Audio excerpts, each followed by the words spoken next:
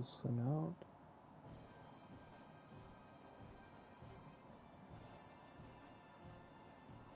All right, we're up and going. This is episode 1, preview of the chaos of Dynasty. Just to give you guys a little background on what we're getting into here. Had some technical difficulties trying to get the setup, but here's episode 1. So we're going to talk about the offense and defense going into the 27th season. We're going to talk about some of the guys in the corner chat. They give us some backgrounds of what they have and everything, what they like to do and everything like that. We're going to talk about some of the heated rivalries as we go into this between some of like Bama and Texas A&M, I believe it is, South Carolina, Indiana, and stuff like that. We're also going to talk about some of the potential conferences that we're going to be seeing as we get ready to go. Some SEC schools going to the ACC, some going to the Big 12, stuff like that.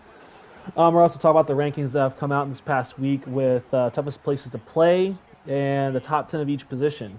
Some shocking, some not so shocking, stuff like that. Then we'll end up of what we expect as commissioners from some of the guys we've been talking with. And we'll wrap it up with episode 2 date going into our opening day, which will be July 9th when we start our official 27 season. I'm here with my co-host and co-commish, Coach Cole. And Coach Cole, what are you expecting for season 1? From inside his own 15, looking for room.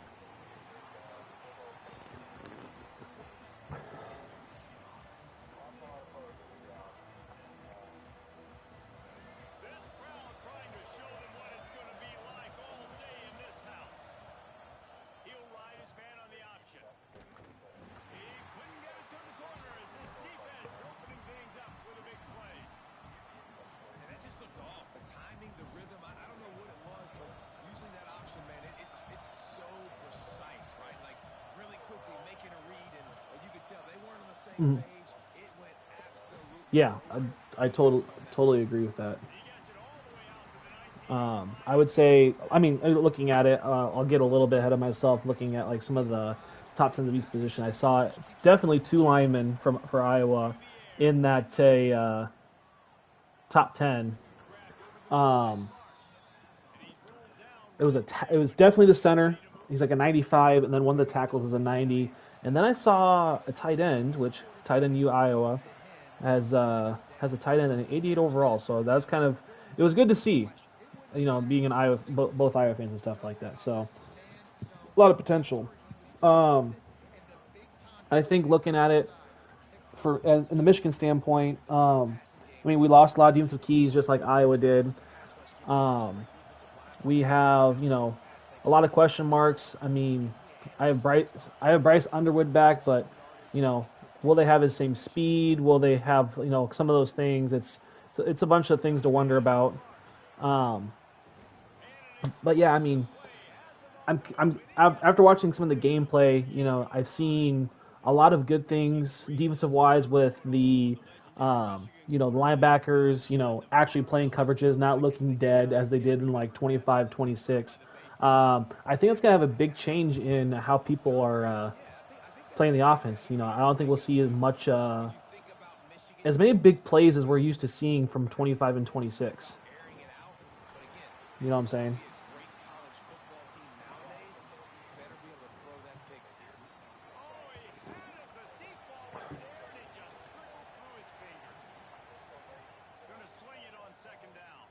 Yes.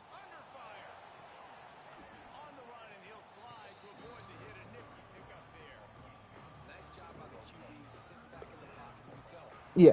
Well, and another thing people are worrying about is we're 2K players, and the big thing people are always worried about is the Zens. Do you think the Zens are going to make a reach into the college football gaming world because of it?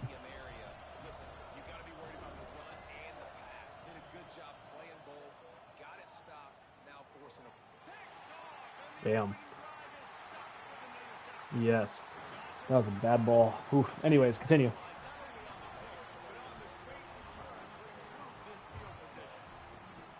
So the opening drive of the 100%. 100%. I mean, yeah. I mean, but watching some of the gameplay, like from my understanding, like the bigger the catch rating, the better it is, the easier it is to green. So I mean, like someone like a Jeremiah Smith, which Ohio State has in our dynasty, he's a 99. So like, what's his catch ratings? Stuff like that. Um, you know, is he gonna have a bigger green window? Is he have the ability to catch more one-on-one balls? Stuff like that. If he uses that meter. I mean, if that's the case, holy, wow! Like, what do you do at that point? But so we've talked about offense and defense for season one so far. Let's get into. We just had a new guy join the Discord as we're speaking. Some of the guys in the corner chat. Let's talk about some of their the things they've talked about. So we'll start off at the very top. We'll talk about Texas. Okay, Texas. He's talked about how his offense. He's a very gun pistol formation kind of. She is a kind of gal. Oh, so we got. All right, so we got a. All right, I vibe with that. I've played. I'm just not used to seeing it, but I played with the gal in my Madden franchise last one, and dude, when I say like I thought I knew football, dude, she was torching me. It was the Packers user and there was a Buccaneers user, and she was torching me, dude. I was like, what do I do? Like I thought I knew football, and then like I'm like, damn, I gotta step up my game. But so yeah, she runs a lot of gun pistol formation.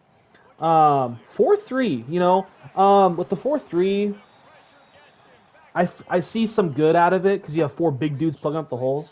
But like if you get to like a guy that likes to spread, it's one of those things where like you get to that scenario like, okay, what happens if like you're in that 4-3? But she talks about we'll change the play calls and stuff. So we'll see how that kind of gets her out of the 4-3 and stuff like that. Ideology, I like to take my time but not waste time. Play fast but not dumb. Good clock management is my strong suit. Also good at reading weaknesses, open spot defenses. So we'll see how that translates from 25 and 26 to 27. Because I feel like reading that defense is definitely going to have a bigger change. I mean, I think it's going to be harder to read defenses, but if you're a student of the game, maybe it becomes easier.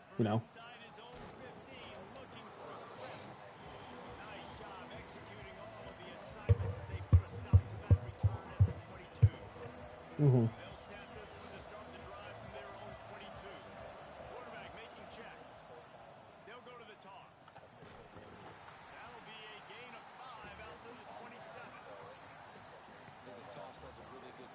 Mm.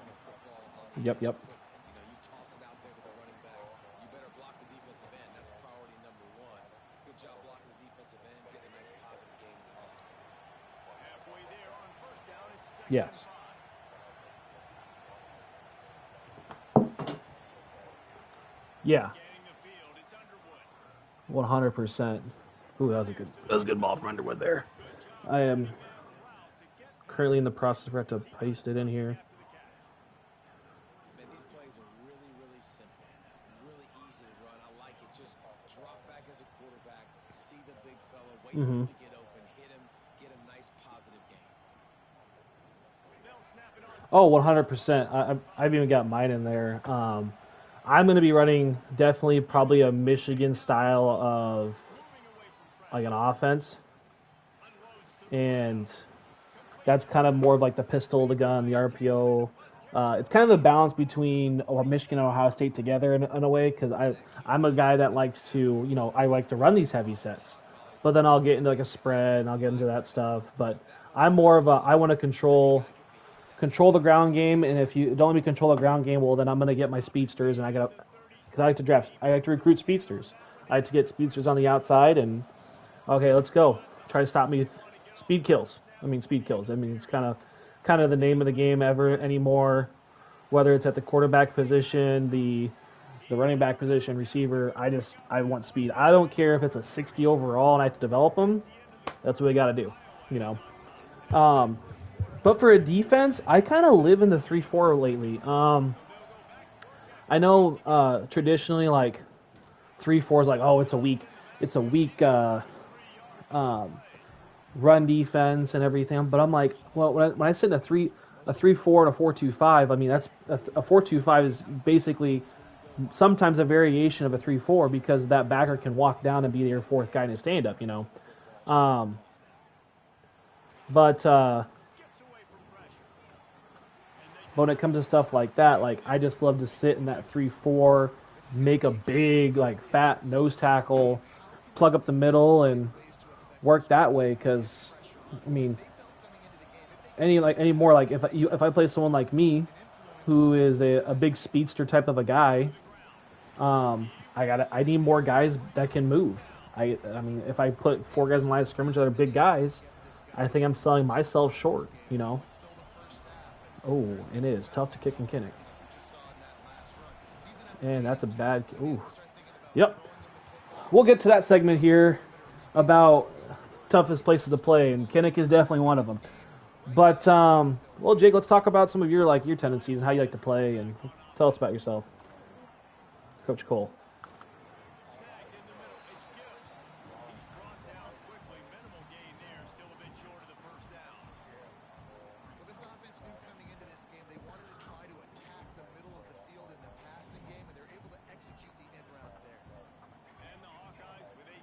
Mm-hmm. To keep this drive moving. They'll go to the counter play. Oh, he's got some space. Mm-hmm. Great pickup as they'll keep this drive moving, and they've got it up to 45. They moved the chains on the ground last time. Let's see if they try to hit him up top. Mm-hmm.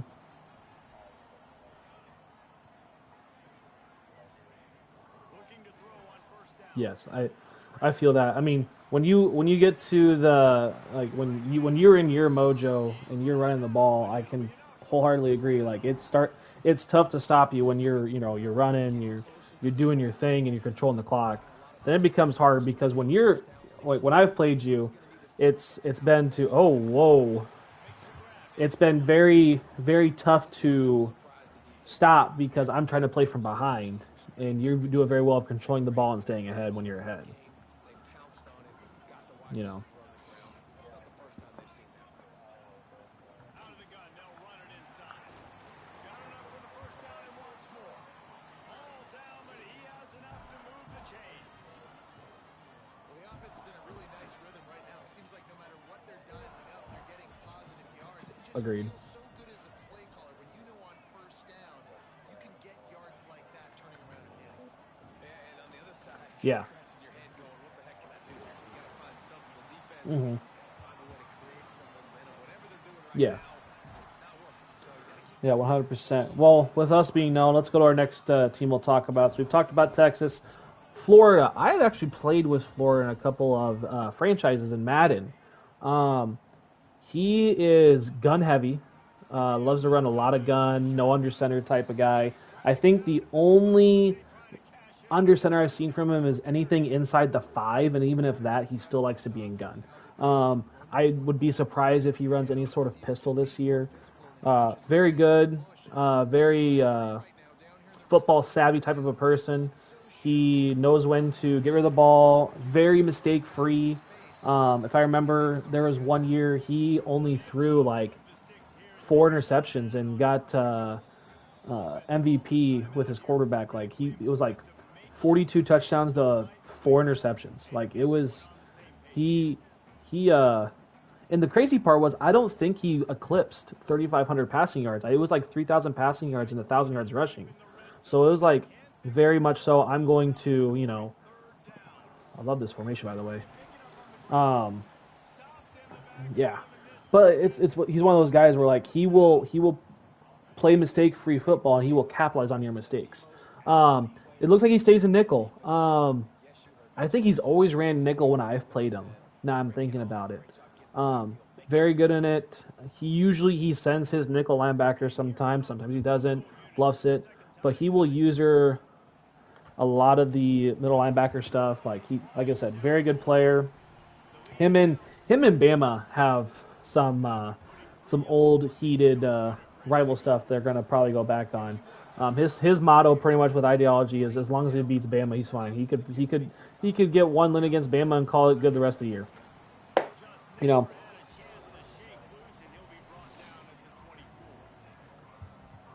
Oh, 100%.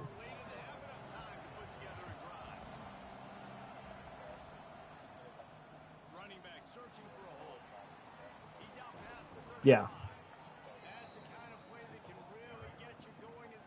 Mm-hmm.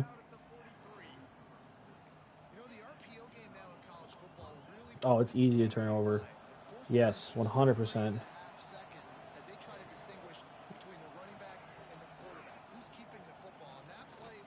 Yeah. Which hopefully they fix next year. That would be a huge thing. If there's something I hope they fix, it's that.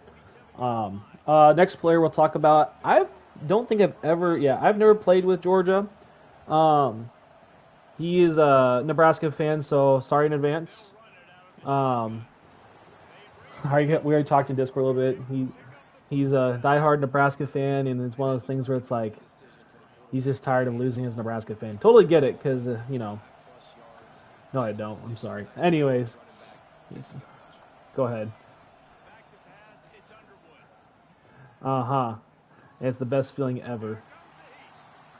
So, but hey, I'm excited to see how he plays. He's got the spread power run. So when I think spread power run, I think more of like almost more of like not like a Michigan. I feel like Michigan's more like maybe spread power would be Michigan. Now I think about it.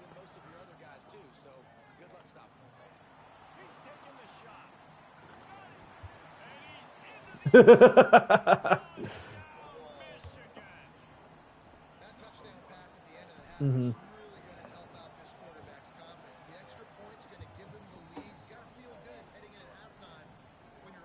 Mm-hmm. Yes. 100%.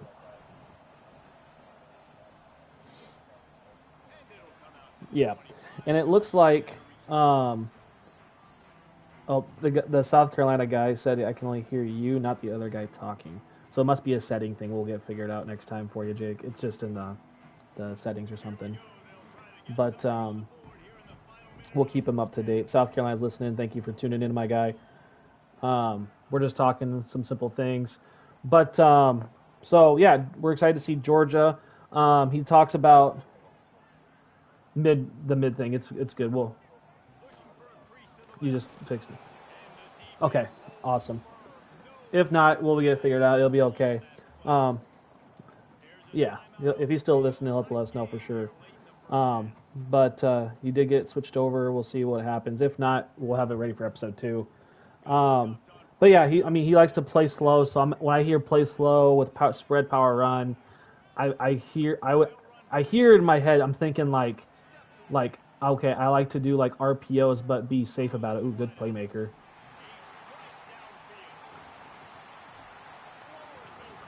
Damn, I'm selling there.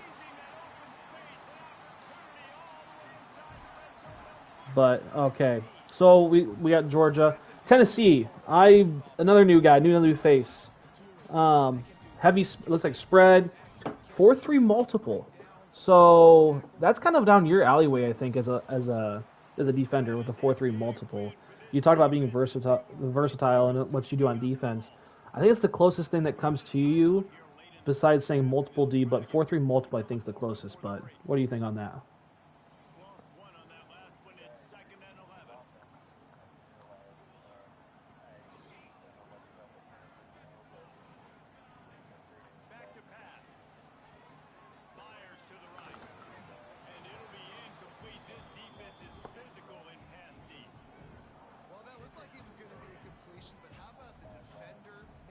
Mm-hmm. Yeah.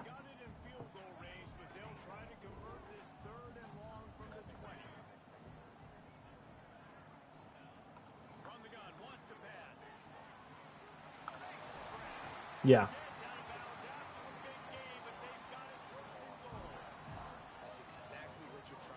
Let's try to build towards a different style. No, 100%. I'm looking at like program. Mm-hmm. Yeah. He steps and powers and works his way. They Yeah. finally get him down at the 2. One more snap coming before Sorry, I the got locked in there for a second. slicing. Oh my lord. Good play. But no, I'm looking like some of like the 4-3. Like there's a lot of 4-3 I've seen so far. So I feel like D line recruitment's going to be a high end for on the South between Tennessee, Georgia, and then to our next guy, South Carolina, who's tuned in right now. Offensive wise, spread single back. I haven't seen like when I was when I'm in my last couple dynasties I've been a part of and franchises before we decided to peel off and do our own. When it comes to single back, I don't think I've seen much under center single back. Now that I think about it, it's definitely a different type of play style. Um,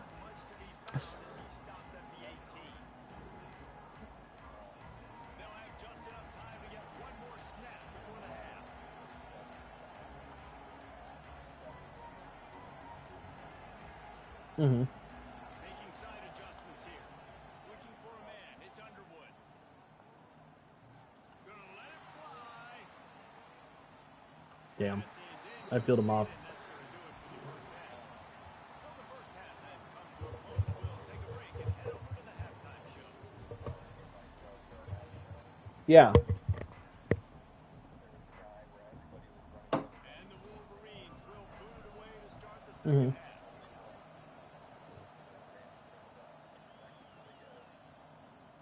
And no chance at a return here. They'll start this drive at their own 25.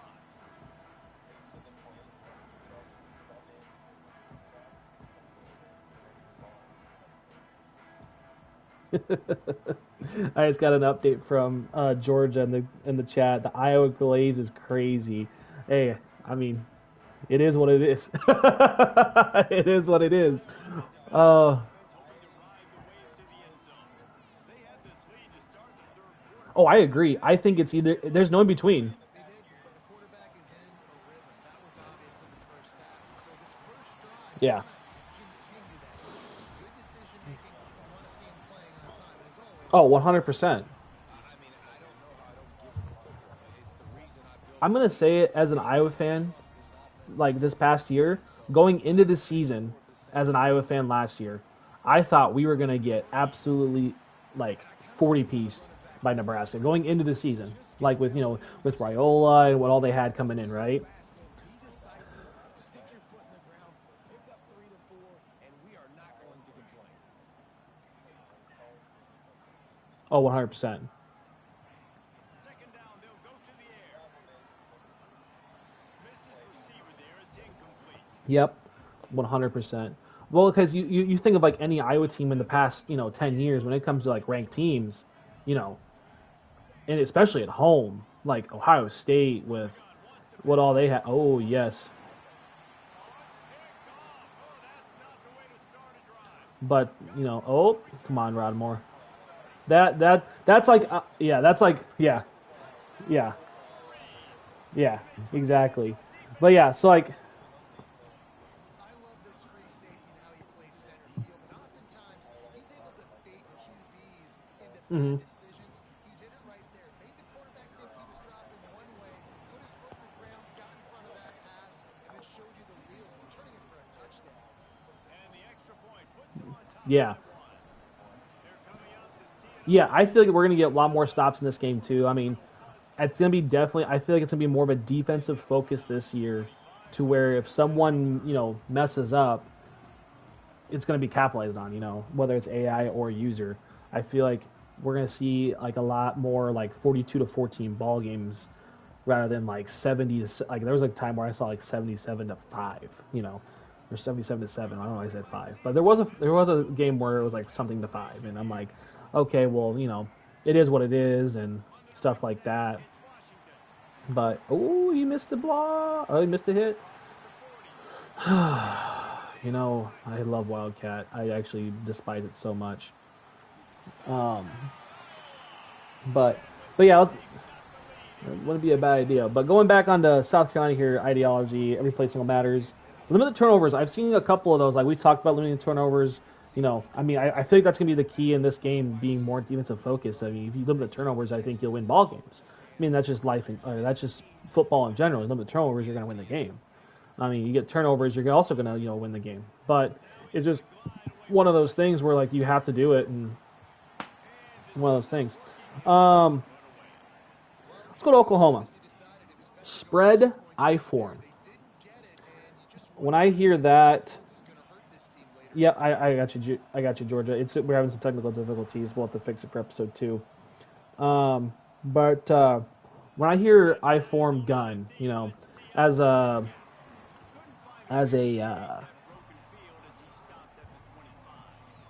just a football guy, I think when I hear spread I form, I think Iowa. Honestly, I mean, Iowa's run heavy I form. I mean, we've kind of gotten away from it a little bit, but like that's like the generic like, hey, we're gonna line up and run down your throat. I mean, yeah, Oklahoma.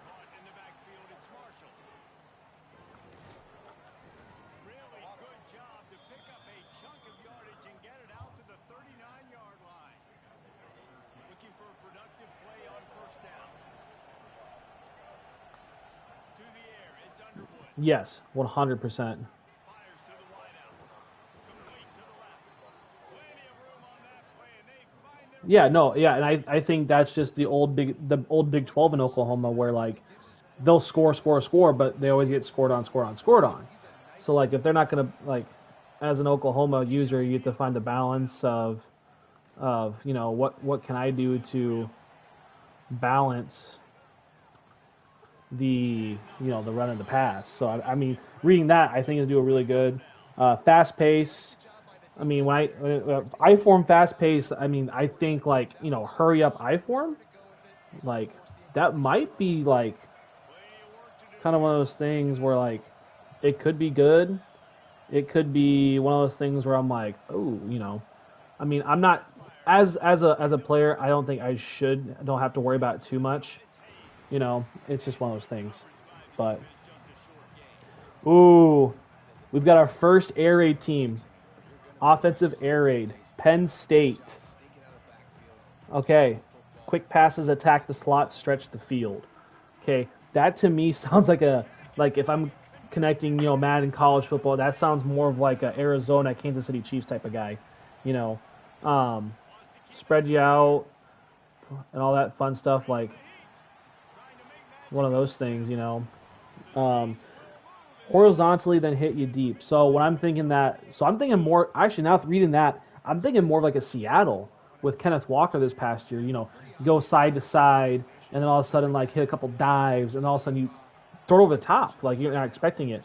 So that might work out in Penn State's favor with having, I'm just going to say it, Penn State's is the new Iowa State, which that's going to be even more, They'll run the option. Not quite able to turn that corner and get it to the house. He's out of bounds. Mm-hmm. And you're seeing his dynamic ability to run the football that time on the option play. I know he doesn't pick up the first down, but that's still a good chunk of yardage, and the defense wasn't ready for it. Moving forward, expect the offense to go back to the option 100%. again and see if someone will finally take the quarterback and force him to pitch it. Yeah, which I think like I'm just thinking like what I'm seeing like league wise and everything, and South Carolina's brought it up. Like it's gonna be a fire league. I think we're gonna get a lot of good competition, a lot of good games. I think we're gonna get a lot of I think there's gonna be a lot of trash talk. Honestly, I think as a league, like that's what I like to see. Like I love the trash talk. When I played college ball, like the trash talk is what made the game as a player so much more fun. You know what I'm saying? Like it was great. But like then like some of those guys like I played like afterwards, like and like when I would play garbage time and stuff, when we beat teams like by like 40 and stuff, they get in the garbage time and it's like like you would talk trash to them, and then like sometimes like after games like you'd like talk over like the socials, and some of those guys are actually pretty chill. Actually, I coach with at the high school level with one of the guys I played against. He went to Northwestern, I went to Morningside, and it was like we hated each other. Like it was like Iowa, Nebraska type shit all over, Florida and Florida State, Bama, Auburn type shit, right? And now we've coached O-line together, so it's like it's one of those crazy things, that you kind of walk into. But having fun like that, and I think it's what we're going to be running into here. Miami is I'm going to skip over Bama. We both know Tonka. We've played with him in multiple games and stuff. Let's get to some of our fans that don't know Bama or Tonka as we know him as. I would say 100% the biggest trash talker we have in our league, no question. Like this guy, you could you could be beating him, he still would be trash talking you. There's no question, As a player, he's hit and miss 100%. I think there's times where he can be really good offensively, but his defense can suck, or he's gonna be really good defensively and his offense is just sputtering. I mean, you just kind of have one of those things with when it comes to Tonka as a player. But I feel like his kryptonite, watching him, I haven't played against him since, but his kryptonite is definitely Florida. Now, right now they're not in the same conference, which will be coming up here in a second. But like, when you look at who's in the SEC with them, which we'll just transition right there. Well, actually, we'll transition after this. We'll talk about Miami. But when we get there, we'll talk about his conference, who's in his conference, kind of what we're going to be looking at. But our last guy in the coach's corner that put his stuff in there, we have Miami. Okay, call him the U. Loves the wing tee, wildcat, and power formations. To me that screams Air Force football. It just screams Air Force football. It even says, go ahead. This guy's having a day. It doesn't matter where he's lined up or what routes he's running. He just seems to always be getting open, and his quarterback is taking notice. He's looking his way. Nice job there, throwing in time, getting it to him in Yep. space and allowing him to go to work. This is turning into a very nice. True. He is sacked way behind the line of Yes. scrimmage. Just a catastrophic play there.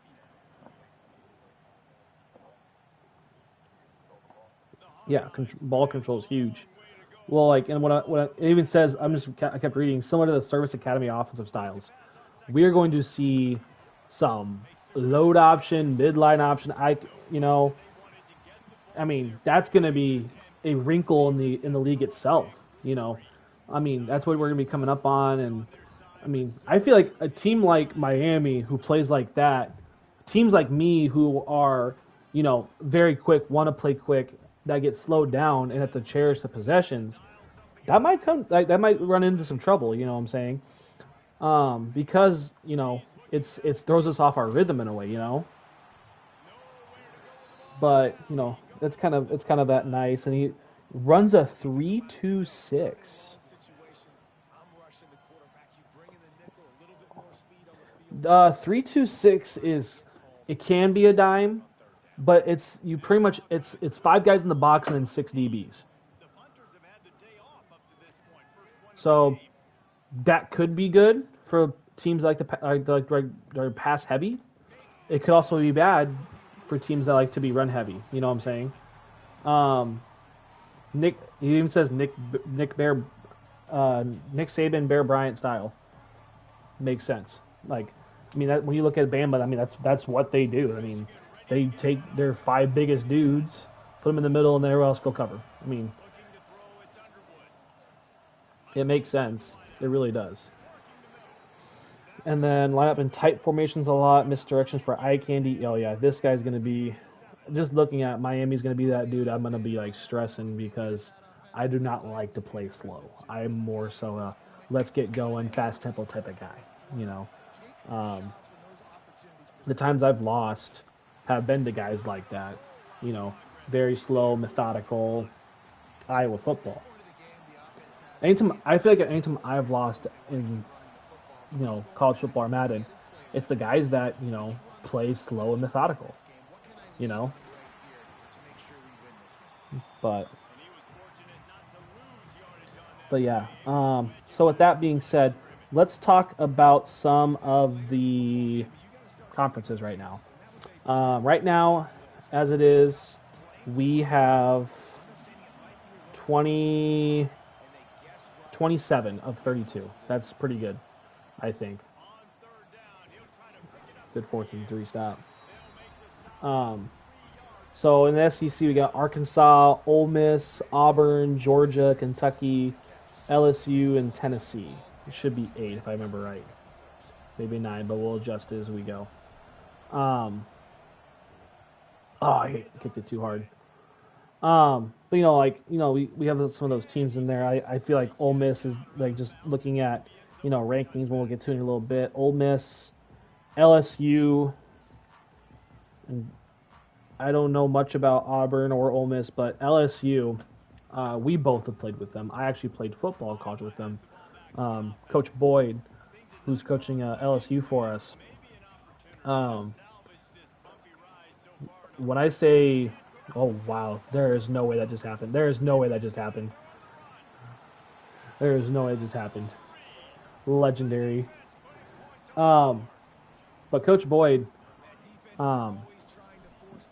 I've never played against, besides Cooper DeJean, with a crazy IQ. And when it comes to the game, he can dissect anybody. Like it's crazy.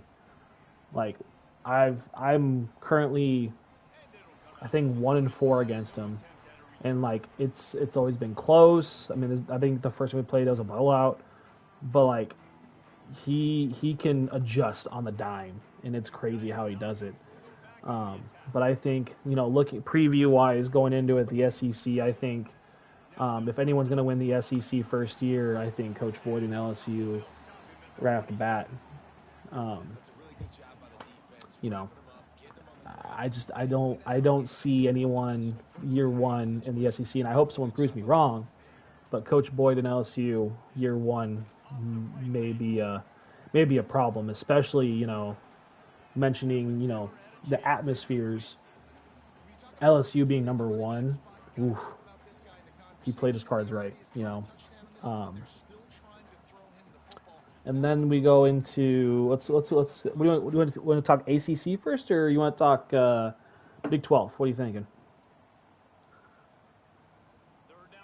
Let's go to the SEC. So we got all new guys, besides Florida, who I moved over there. Florida, Notre Dame, South Carolina, Florida State, Clemson, and the U. I think this is definitely up for grabs. No one really... Damn, I thought he was going to get there too. No one stands out to me besides Florida and South Carolina in that division about winning it. Just because of the play styles and everything like that. But I feel like if there's like an ACC championship, I definitely see South Carolina, based on play style right now, and definitely Florida, because I played with them, being in the ACC championship year one. Kind of how I'm seeing it, Nothing really pops otherwise besides maybe Miami with that play style. Until I see him officially play in that play style, I don't know what to really expect from him. I mean, if he runs it phenomenally, then who knows what you're gonna get, But we'll go Big 12 and then Big 10 with us. Big 12, we've got Texas Tech, Colorado, Mizzou, Oklahoma, Texas, and Texas A&M. I've played actually with Colorado. He's hit and miss. That's Rodney, Coach Rodney.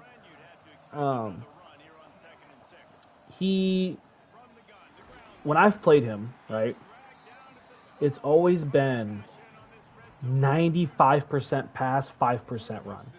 And sometimes it's even 98% pass, 2% run. Yeah. Yeah. Yep. Yep. Oh, let's see if that works. Let's see if that... It was off. So let's see if it works now. Bet. Let's see if that works and see if they hear your voice. Maybe they can now. But yeah, I mean, just looking at the Big 12, like I don't. I would like to say Rodney has the chance, but I just feel like there's gonna be someone. Big 12 wise, we've got Texas Tech, Colorado, Mizzou, Oklahoma, Texas Tech, Texas A&M. Like I would like to say Rodney, Coach Rodney, but like Texas Tech's got the 90 overall defense. Mizzou's always like scary. The Texas user, I'm gonna call her Coach Gal for right now until I get to know our people a bit better in the league. But you know, there's a lot of like, I mean, A&M sounds like a dude. Like he sounds like he can take people and beat them outside the head. Like let's be honest. I mean, he was talking up. I can't wait for A&M Bama to play. That's going to be one I want to tune into. I think if they play, we've got to make them a game of the week. Like it'd be fun to watch. Um, which while we're on that topic, before we go to the Big Ten, I think what I'm thinking as a commish, I think what we'll do for like the non-conferences, we'll do like non-conference versus or conference for the non-conference to at least for this first year. And I think there goes Caleb Wetjen. Norwegian. Oh boy. Oh, hawk him down. Hawk him down. Wow, what a guy. What a guy. God, thank God he's not in Iowa anymore. Well, IRL, I'm going to miss him. In the game, that would have been a problem. That would have been a problem. But yeah, I mean, A&M, I would say if I had to choose one for the Big 12 right now, A&M's kind of my pick to win the Big 12, for sure. And then we get to the Big 10. Here, Iowa, Michigan. We've got Ohio State. Coach Slider. I mean, a lot of potential there. He's decent. I wouldn't say like anything I haven't seen before, but when he's on, he's definitely on. When he's off, hopefully he can keep carrying Ohio State. Indiana, new guy. Haven't really played with them. Kind of one of those new guys where I'm hoping we get some really, really good comp out of him.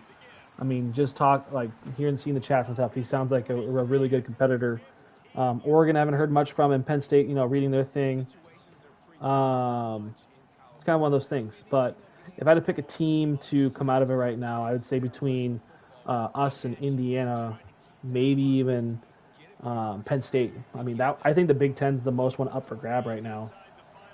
Ole Miss just responded to the coach's corner about, bringing the most balanced offense. I feel like to, be relevant, I think you have to have some sort of a balanced offense, which is why, having, Rodney, who's a 95% pass guy, maybe a problem for him, because if you lose one aspect of your game and you have another aspect, you might be cooked, Yeah,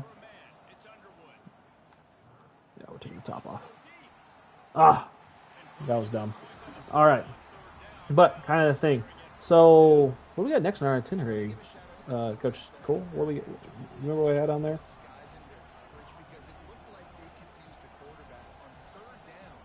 Sorry, I lost track with talking.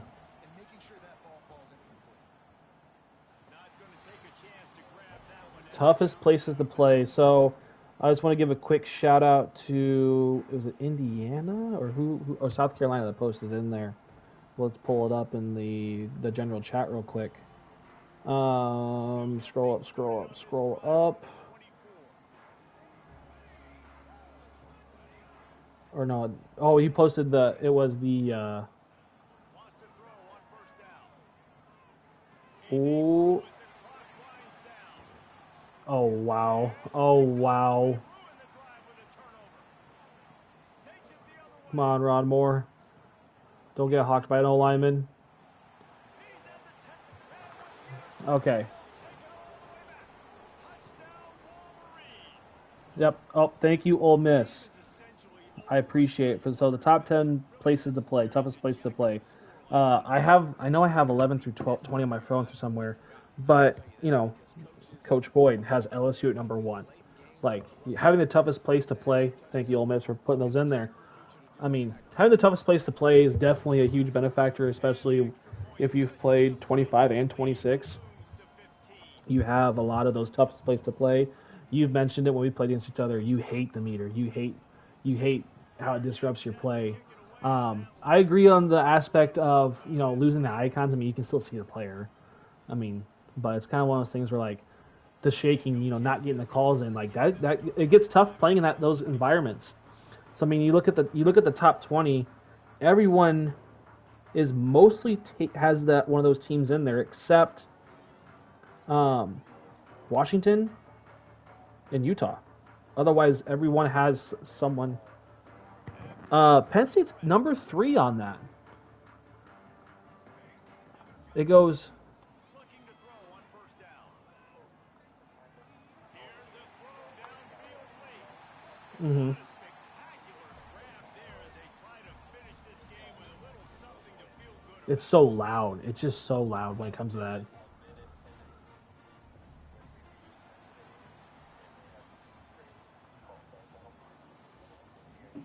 Mm-hmm. Oh, 100%. Well, let's just go through this top 10 real quick. I mean, it goes number 1 LSU, and then we'll just go down the line 1 through 20.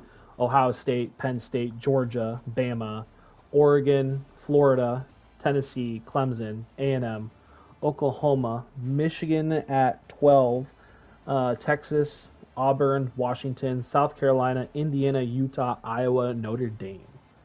I mean, when we have 18 of the 20 teams selected at toughest places to play, I mean, I feel like the home field advantage is going to be very, very much a factor when it comes to our first season here in the Chaos League. It will definitely be chaos. Okay. Coming to Michigan now. Sounds good. But I would say, like, based on, toughest places to play, I would say, having that, the SEC is, in my opinion, I think the SEC is 80% in the previews going to be LSU. Just alone playing those home games is going to be tough for anyone that walks into LSU, I feel like, it's just one of those things. But then, like, let's talk about some of the other, teams that are in a different conference. Florida's in the ACC is when we moved them to, they're ranked 7th toughest place to play in the Swamp. That might help them get the advantage in the ACC. But then, Clemson, they're at 9. You got South Carolina, who we put in the ACC, who's at 16. Like, there's no one that can't win. I'm wearing the Maize Blues. But kind of like that thing. I'm kind of shocked Notre Dame is like 20. I'm also very shocked. No bias. I'm just saying. I think, being at like some of the Iowa games, the Nebraska games, it kind of those things. I think Iowa should have at least been a 15. I think Notre Dame should have been at least 13. But then you look at the teams ahead of it. You look at the teams ahead of it, and you're like, well, those places are pretty loud too. You know what I'm saying? But There are no secrets in conference play. They know you know them. There's always a little trickle of bad blood here and there, particularly when both teams are ranked as these two are in this one. Welcome to the Big House, home of the Michigan Wolverines. As we'll see the number 19 team in the country, the Iowa Hawkeyes, taking on the 22nd ranked team in the land, the Michigan Wolverines. Oh, 100%.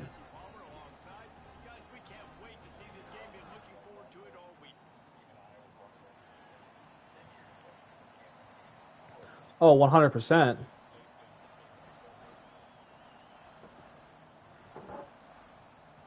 I just think, like, looking at it, like, well, and let's be honest, like, you play at any SEC or Big Ten school, I mean, it's tough to play there. I mean, the Big Ten, the SEC are going to be the top dogs for the next couple of years, maybe few years, you know. But like, you know, you compare to like let's like Ole Miss games. Ole Miss games. I've watched a couple of those. It's like it's bumping in there. It's rocking. Like it's loud. You know, it's a big stadium against some of those SEC schools. No discredit to Ole Miss, but like when you compare an Iowa football game to an Ohio, like we're playing Ohio State and they're in town, there is not an open seat, and it's especially Iowans drunk now since they've been able to have alcohol in the stadiums. Oh my lord. Football. He might not score a touchdown, but he's definitely going to be able to at least get positive yards. I think that's a play on the option the quarterback would like to have back. Mm-hmm. This is the most annoying thing in the world for a defense is when you start to play all these plays and all these pass concepts and routes, and then you let the quarterback get outside the pocket and he takes off. Mm-hmm. And he gets a Well. touchdown. Like so much to defend. That is the Mm-hmm. hardest thing to defend because you don't know where it's going to happen on the field and when it's going to happen. Yeah, I think the running back kind of went rogue on that last running play. I'm not Mm-hmm. sure it was designed. Well, and it looks like they. He tried to make it happen on his own. Unfortunately, 100%. Well, and I think they're also gonna like play into the aspect of like rival games. I think I took a lot of emphasis in the rival games. It looked like of like, okay, if I play so and so, like Michigan Ohio State, like in the game, you know, I think they put a lot of emphasis in that, and I think that's gonna increase how much it affects the game too. Like. you got to love that. On defense, one of the most critical statistics out there is how do you play on third down? How do you prevent the opponent from keeping drives alive? Right there. 100%. With the completion, what do you do? You set up Oh, could you imagine a blackout? Like you're playing Nebraska, and all of a sudden, like the game makes it a night game, a blackout Heroes game. Ooh.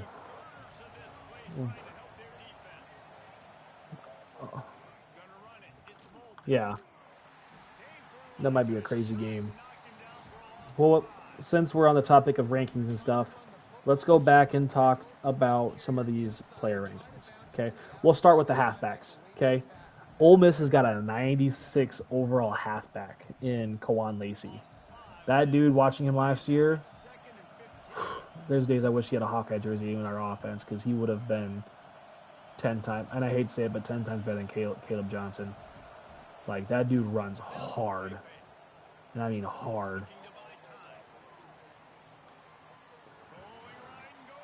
Oh, damn.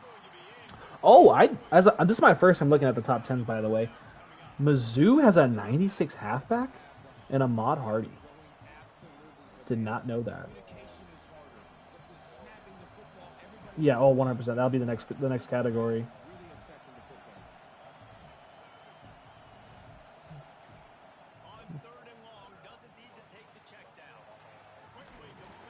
Oh yeah, I don't see him as I'm looking down with it. I don't see him on there, but so we'll talk top 10 halfbacks.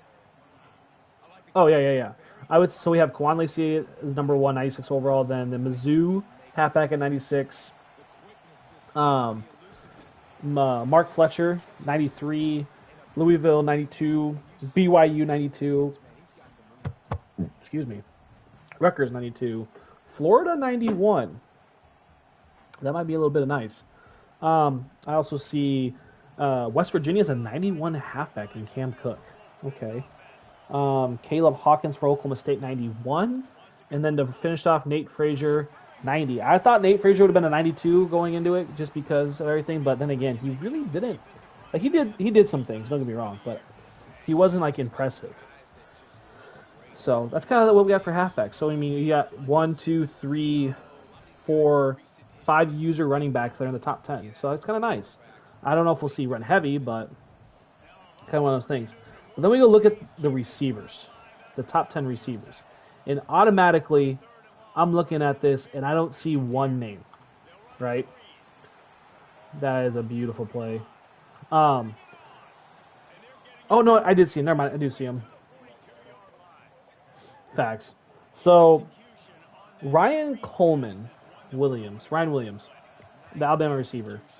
We didn't really see much from him last year in real life, but he's ranked at 91.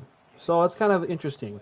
And of course, we know Jeremiah Smith. First down, Yeah, physicality wins football games. Being able to run the football and create balance. And right here, just choose up another first down, gives you another chance to maybe continue to run the football. And I feel like this guy, too, is just an explosive play waiting to happen. His vision, his quickness, and he's got a burst. yeah, Give this guy just a crease, he's going to hit it. And right now, he's doing some damage on this defense. mm-hmm. It's just so nice to have a QB under center. Yes. Nowadays in football, you can trust these guys. You put so much on their plate, and you tell them, go get positive yards when it's there. And a lot Yeah. of these guys are so Pressure is on the way, and the pressure has arrived. And Yeah. Well, just look at these top 10 receivers. I see 2 Miami receivers above a 90. That's going to be dangerous. But then again, you think about the play style of Miami. We talked about run heavy, Air Force type of offense with a lot of option. I feel like after season 1, those 2 receivers are going to transfer. They're not going to get a lot of receiving yards and stuff. Which, me looking at as a Michigan dude, like, I'm going to go freaking try to get one of those 2 in Cooper or Malachi. Like, I want one of those Miami receivers. Yeah, I'm going to be honest. If he lose, I ain't going to be mad. Yeah, literally every dynasty he was gone after the first year. So we'll see what happens with that. Can't, yeah.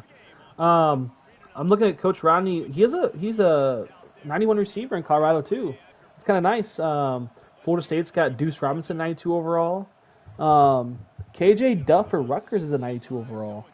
That's interesting. A&M has a 91 receiver. I mean, everyone I would say there's only two receivers in the top 10 that's not a user receiver. So I mean, that's kind of nice. I mean,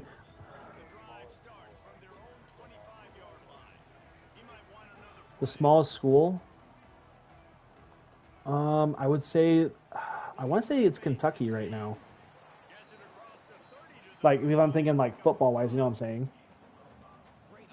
Kentucky's probably like, one of those schools. Yeah, we do have a Kentucky user. I was actually kind of shocked by that. I was not expecting a Kentucky user. So true. But it's just one of those things, I'm just kind of... We do not have a Vandy user. I would have probably started flaming if we had a Vandy user. Because Diego Pavia can kiss it. I'm sorry. There's people that like Diego Pavia, what his name is. I'm not a big fan. The midget can... 10, 15 times a game. Make the defense tackle him, wear him out. Sometimes he's 3 to 4. he lobs one high down the left side. Catches straight inside the 15. And he's slipped through the crowd, and he'll have some touchdown, Michigan. Quarterback's abilities to read Mhm. is huge. And also the anticipation, the time to be able to throw the football, Jesse, and hit a guy in stride. Ooh. Get run after the catch and get the 100%. Yeah, it's critical, David. And listen, a lot of times touchdown passes aren't thrown Mhm. into the end zone. You got to read the coverage, hit the open guy, and let him do Yeah. the rest. And the extra point is good, and it's a 4-point lead. They're set to Oh, yeah. kick it off. Do you think this crowd's going to get loud when their defense comes on the field? True. So... And as the ball makes Yeah, 100%. So we're getting on this the next category, the quarterbacks. Ole Miss text in the coach's corner chat. Arch Manning has 89 speed with 90 acceleration with 97 throw power. And he's got a good point. I think we're gonna see some Texas cheese coming. Like, I think that's what we're gonna start seeing. I mean, you got a quarterback. It's like Michigan this year with Bryce Underwood in 26. Like, he's just quick and can throw here and there. But 97 throw power. Who does he think he is? Peyton Manning? He's not Peyton. I'll tell you that. Watching him last year, he's not Peyton.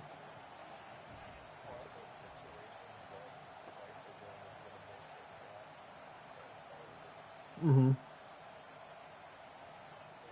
looking to fire. Caught near the sticks. It's Moulton. And he'll be marked down, but he's got enough to move the chains. I just love quarterbacks that aren't greedy and that aren't always trying to throw the home run ball, Mm-hmm. right? Second down,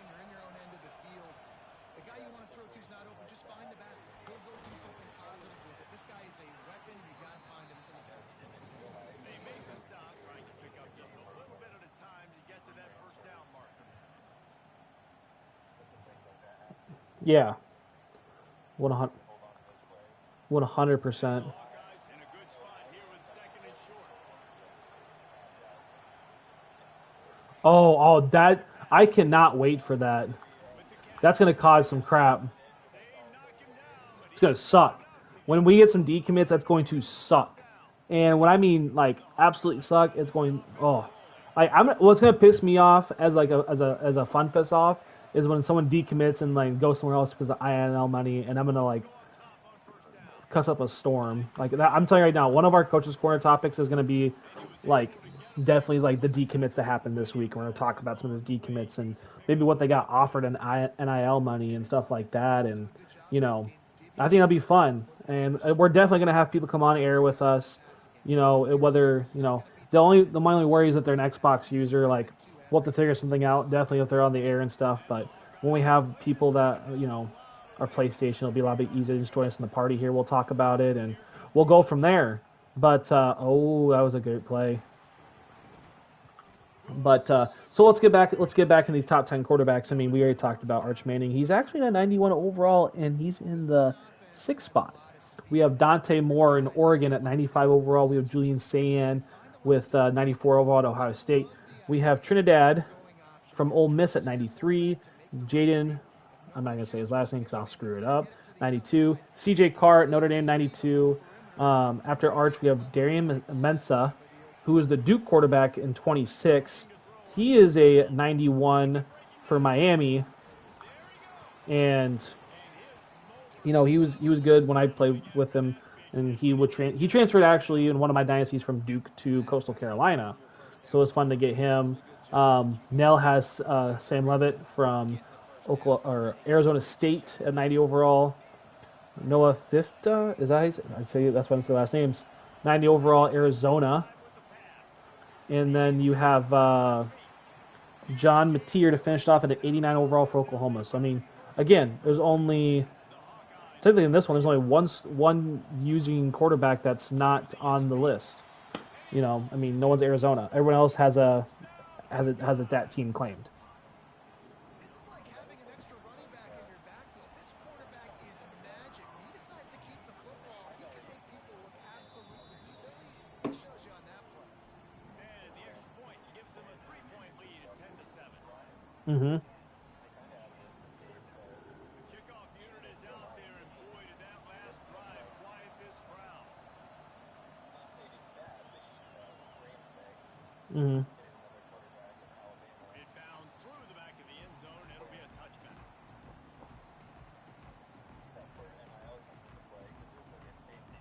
Mm-hmm. Let's see if they can get something going here late in the half. Wants to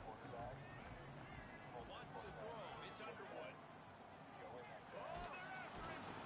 And the pass rush is effective, and they Mm-hmm. tackle him at the 19. That's a good example there of complementary defense. The DBs and linebackers are playing. Which where that NIL, I was watching a thing on that NIL money really comes into play with that. So it's kind of like one of those things where like, that was almost a great play. But we're like, Nice completion here to this that can happen. Like they'll stay back. I mean, a team like Oregon, the guy that has Oregon, you might, try to pay some money to keep a quarterback. I mean, he can't do it with Dante Moore, obviously, but he'll still have Dylan Raiola, which don't even start on that. Mm-hmm. One of the things I love about this defense, they just have Yeah. such great awareness, and they're always communicating. They understood the down and distance That was crazy. With the Texas, to make the tackle to force if the Texas Tech kid would have stayed there, I'm not gonna lie, I would have thrown hands. I would have thrown hands.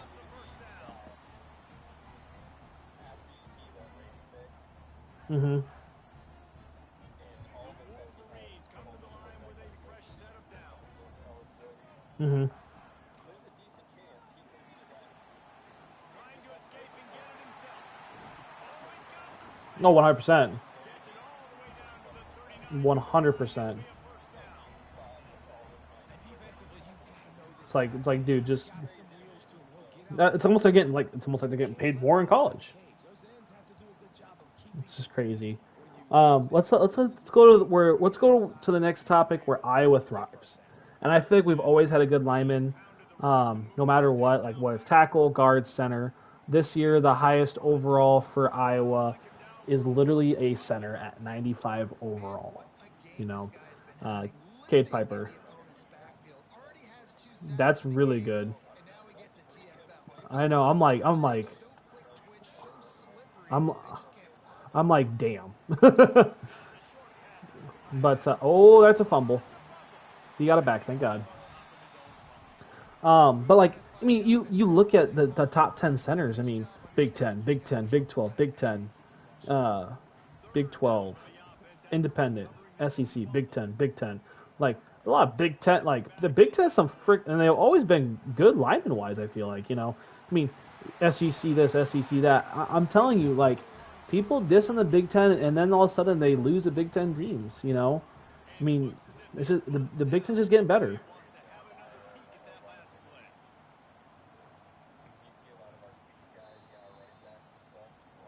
After taking another look just to confirm everything, the Hmm. officials on the field got it right. Play will stand. So Come freaking true. 23 on 1st and 10. Well, and like, Looking downfield on 1st down. He'll take a shot. hmm but we got the big farm boys. That's for damn sure. Exclamation point. Well, and someone does take Nebraska. They have Justin Evans at center, 91 overall. That dude's good too. So I'm want to see a Nebraska user, but at the same time, like if it's no, then it is what it is. Like, it means no hero game for you, but like, damn, you know. I mean, shoot, you won't even get an Iowa State. Like, you won't get your Cyhawk game or your Nebraska game. Like that would suck. And no chance at But it's just one of those things. drive at their own 25.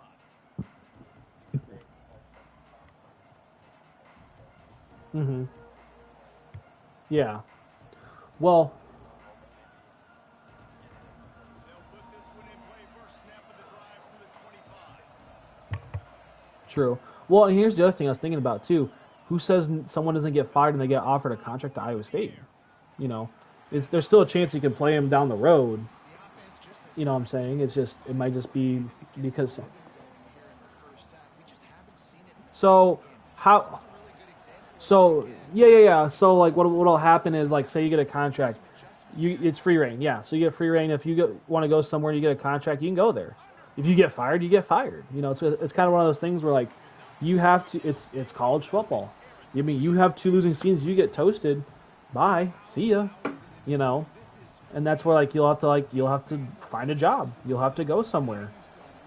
You have to be able to adjust and react to the college football atmosphere. I mean, some of these guys that are Florida State, Georgia, and everything, if they go like 3-6 or what 3-6, 3-9, there's a chance they probably could get fired, and then they'll have to go to like a Coastal Carolina or something, and then that's when we would readjust the conferences based on where they're located. You see what I'm saying? Like those conferences can change. There's no question on that. That was a good ball. But kind of one of those things where like, if you don't keep winning, you're not going to be staying at that place. Like I'm Michigan right now. It doesn't mean I could get fired and then I have to go to like Minnesota. You know what I'm saying? Mm-hmm. They stop him almost immediately. Short gain there, and still a little ground to cover to pick up the first. Mm. And this is going to be incomplete on third. And 3rd and long, everybody is pinning their ears back and coming after the quarterback. You try to throw screens behind those. Sometimes they're very successful, but this time defense played it great and the play went nowhere. That would be crazy to see. Like, so you're saying like if someone say like, yeah, I mean it would be cool to see. Like, say like Taka got fired from Bama and then comes back. Yeah. Aggressive they are on this drive. Looking downfield, it's Underwood. Buys a little time with his feet. He'll pull it down. Oh, I think it's legal forward. Yeah. But yeah, that I totally get that 100%. Like it can happen. I mean, it can happen. Penalties you sort of forget about, and others that sort of stick with you. So I mean, something I'm excited to see in the chaos. I mean, that's kind of the idea with our chaos league is it's chaos. Things are going to change. You know, I mean, depending on location, and we're going to talk about it here probably um, as a commissioner outside of the coach's corner. Like this is what we're going to be going into. I mean, we're going to have to talk about does these conferences make sense like they should do in real life instead of across the country? Is their conference close with each other? You see what I'm saying? And we'll talk about that. We'll schedule it and stuff like that. We'll talk the guards real quick. Cincinnati has a 93 overall guard. Then Houston has a 93 guard. Um, Ohio State's got a lot. Wow, Ohio State has a 92 and a 90 overall guard. That should be perfect if you're using. Wow. As we start the third quarter, we'll see what type of adjustments they made at halftime. And getting the ball first here, I think, is such a big Mm-hmm. deal. Like, I get the first chance to make a statement, to make the adjustments, to create some momentum for my squad right here in the third quarter. I Mm-hmm. think it's so important for this offense to set the tone here early in the second half, to get a nice drive going, build that confidence, and get your defense ready to come on out, get a stop, and change the complexity. Oh, 100%. If you don't have the blockers, you're not going to get anything done. Well, like Indiana has a 91 guard, and I know they have a tackle, and I'm scrolling down, and I can see the tackles coming. That's going to be pretty nice. Kind of those things. And we'll just transition right into tackles right now.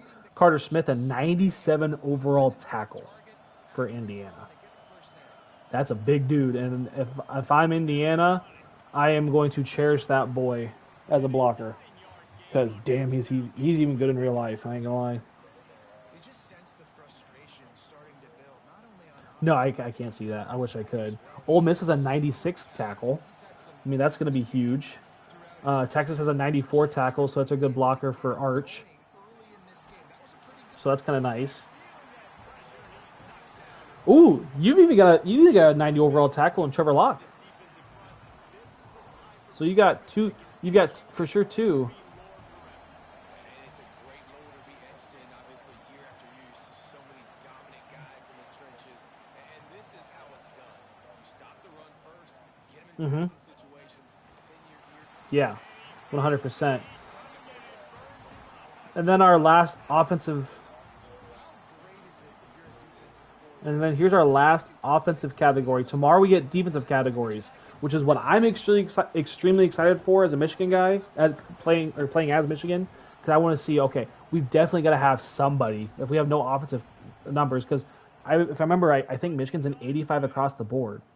So I feel like we got to have somebody in the top, like. They stop him at the 31-yard line. And here comes the Michigan offense back on the field. Out of the gun, the running back has it. Mm-hmm. Not much he could do there. Does pick up 2 to the 34. Exactly. And I think this has probably been the most surprising thing of this game so far. This guy's one of the best running backs in the entire country. They just can't get him going. He's never been able to get into a rhythm. You got to give the defense so much credit because they have been able to shut this guy down. And they got to keep that up here in the second half. Oh, 100%. Well, let's talk about our last. From the gun, they'll try to impose their running game. And they'll bring him down after a short pickup. Mm-hmm. After picking up a couple at second. That's so true. Tight end in motion, see how Mm-hmm. the reacts. 100%. To the air. It's under Like I said, I'm excited to see a lot of the things that are going to progress. But we talked about our last offensive category with tight ends. The highest tight end's a 92. There was really no big name tight ends besides Sadiq from Oregon. They got drafted this year. So I mean, now you have a bunch of new faces. I mean, the highest rated 92 is there's two 92s. You got Tradez Green from LSU and Terrence Carter Jr. from Texas Tech. And the Wolverines look to Mhm. keep this drive humming. Might as well run him until they stop him. He's got it again. And maybe he'll get back to the line of scrimmage, but no more than that. Awesome job up front by this defensive line, being so good at the point of attack and eating blocks, eating some double teams that allows these linebackers to run free. Yeah. He gets across the 20 and finally out of bounds exactly. Which is why I think the DJ, I can't say his last name, but DJ for Iowa. I mean, he's an 88 overall, but he's probably got some really good blocking abilities. You know, Penn State's tight ends, and oh my lord, that was a big tight end. Speaking of tight ends, And that's what I think makes this tight end so dynamic. He's so dangerous once he has the ball in his hands. There's so many tight ends out there that are just possession guys that usually go down right after they catch the ball. This guy has the ability to, with his speed, to make people miss, and he showed it to you right there in that touchdown. true, very true. Hmm. Well, even you know, Penn State, aka Iowa State. I mean, to me, they're the same thing. Benjamin Brom, who's the big tight end from Iowa State who transferred. I mean, he's an 88, and he'll be a senior or junior, I believe. So it's kind of like one of those things where like, no, they lost for like 40 players, and that's why the portal too. Guys out of the backfield now, it's not just run the ball Mm-hmm. downhill anymore. You got to be versatile. I got to be able to trust you in the pass. So true. And I got to be able to throw you So true. I know you're going to catch it, and I can depend on it. And the Hawkeyes with myriad options after that big pickup on first Yeah. down. Which yeah, so it's kind of one of those things you're like, damn, you know, it sucks to be in the world of NIL and everything. But so I mean, well, like I said, we'll see what the defensive side brings. I'm excited to see the defense and what all comes out. But I mean, full team ratings. I mean, Iowa is an 81 offense, a 78 defense, and an 80 overall Guy who's open because you got so many going guys into with it. so much speed that can do so much damage on the field. I know. I'm like, damn. Get it to him, let him do But that makes me think like 78 defense, like. It is nope. Ohio State 92, but Indiana is 90, 90, 90. because they're so physical and they can win with physical. But Ohio State's only number 2 in the game because their defense is only an 88. Oregon goes 91, 91, 91. So they're number 1 in the game. Let him make plays. So, I mean, Notre Dame goes 88 offense, 90 defense. Texas 90 offense, 88 defense. LSU 89 offense, 87 defense. Miami's 90 offense, 86 defense. Michigan it goes 85, 85. Which again, I'm curious to see who our top player is now, because I didn't see any guys on offense that were like an 85 plus. You know what I'm saying? Ooh, good ball. So it's one of those things. Mizzou has an 88 offense, but an 82 defense. Like that to me is a huge difference. Auburn 86 offense, 80 defense. Nebraska's an 85 offense and an 82 defense.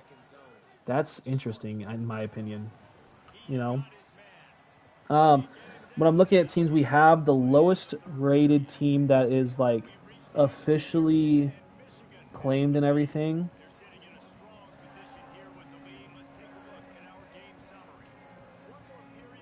I hate to say it, I think it's Iowa.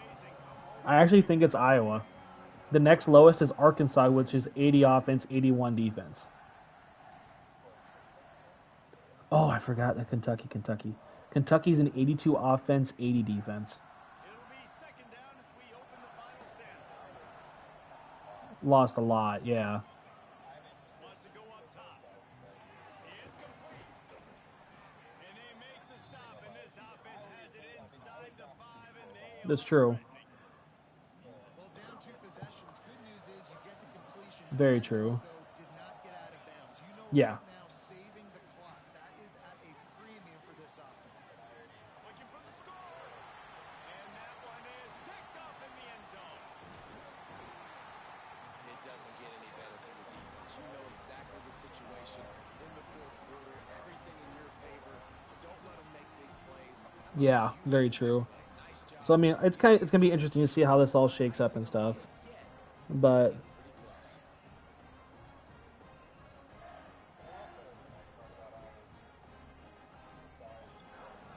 Guys, here come Weejan, yeah. Wet Gen Weejan, whatever you want to say. Oh shit. last drive, an absolute aerial assault for the touchdown, Jesse. And it was a nice job in play calling, too, David. Mhm. Just giving the quarterback some easy looks, football. Everything looked really Yeah. easy. He was hot. The ball was coming out of his hands. The defense better do something different. Just getting the new guy set up real quick. We had another guy join the league, so we're up to 28 now if he chooses a team. It's a draw.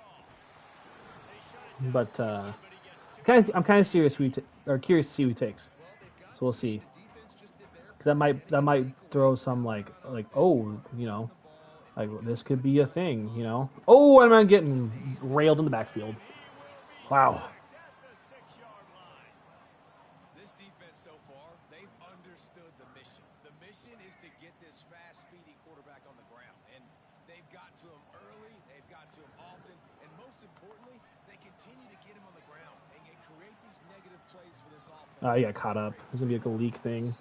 That's why it's so important for this defense to win first and second down. You set up third and longs like that, you can show your exotic looks. But Pass rush going, everybody in the well, back end. we're getting towards the end of our episode here, so let's kind of a long first episode. I mean, we've talked about a lot today, I feel like, and we'll get ready to finish it up here. I mean, we talked about everything that we talked about. You know, some of the corner chat guys, some of the guys we talked with. Let's talk about we talked about what we expected, honestly. So I mean, we are getting close to the start of the season. We're excited to start July 9th, the Chaos League. So everyone that's joined so far, we really appreciate all of you guys, you know, tuning in and talking with us, and we're excited to do our first kind of interviews when we get into the season. What we'll do is we'll like Coach Cole and I will talk about who we want to interview and stuff like that. Maybe like game of the week pregame stuff like that and all that fun stuff. But yeah, this has been episode 1 of Coach's Corner. Give us some feedback in the Coach's Corner's chat for the Chaos mode, and we're excited to hear from. Yeah, we'll try to fix the chat. Hopefully it gets fixed and everything. We'll mess with it. We'll do all that fun stuff, but it's probably something with the YouTube. But we'll get in there and just keep us posted. Give us some feedback, what you guys think of the Coach's Corner. We're very excited to start, you know, the season with you guys. Hopefully get this full and ready to go. Episode 2 will either probably be a like July 9th opening day or July 11th after week 1 is what I'm kind of thinking. It just kind of depends. I know it's kind of insane to think about. But, all right, well, we thank you guys for your time. This has been the Chaos Coach's Corner. We will see you guys July 9th or July 11th. Stay tuned. This has been Coach Stolfus and Coach Cole. See you guys in the Chaos.